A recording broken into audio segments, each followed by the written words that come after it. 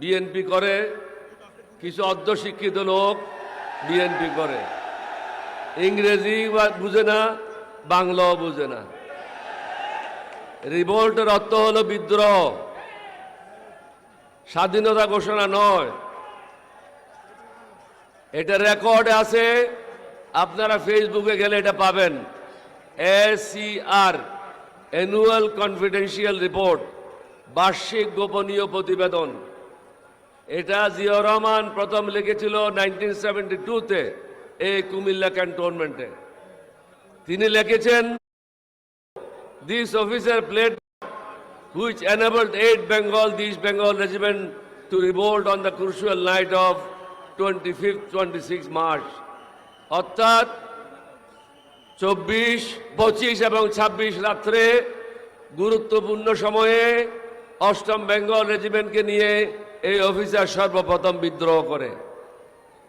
8ম বেঙ্গলের দ্বিতীয় senior officer তৎকালীন মেজর মীর শওকত আলী, পরবর্তী পর্যায়ে লেফটেন্যান্ট জেনারেল মীর শওকত আলী, তিনি লিখেছিলেন, this officer on his own initiative asked Ziaur Rahman two declare independence of Bangladesh.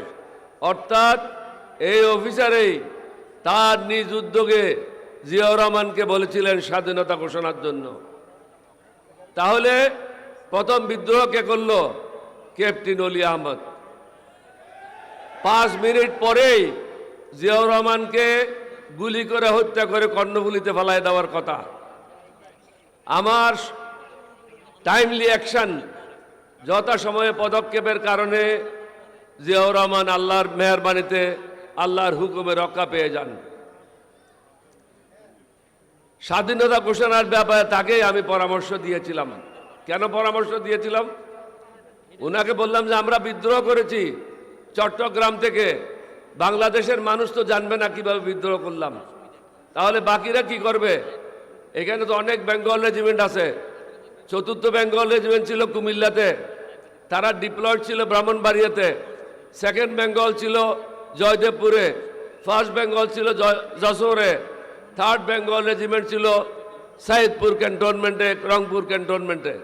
আমরা যদি সেদিন বিদ্রোহ না করতাম এবং রেডিওতে যদি বাংলাদেশের স্বাধীনতা ঘোষণা না হতো, তাহলে এই বেঙ্গল রেজিমেন্টগুলি আর বিদ্রোহ করতো না এবং পৃথিবীর লোকেরাও জানতো না যে এখানে একটা প্রশাসনের বিরুদ্ধে বিদ্রোহ হয়েছে।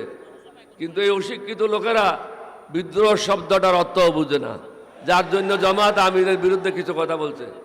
তাদেরকে বলবো, লেখাপড়া করো, গুন্ডামি করে দিন চলবে না। কিছু অশিক্ষিত লোক বিএনপি করে।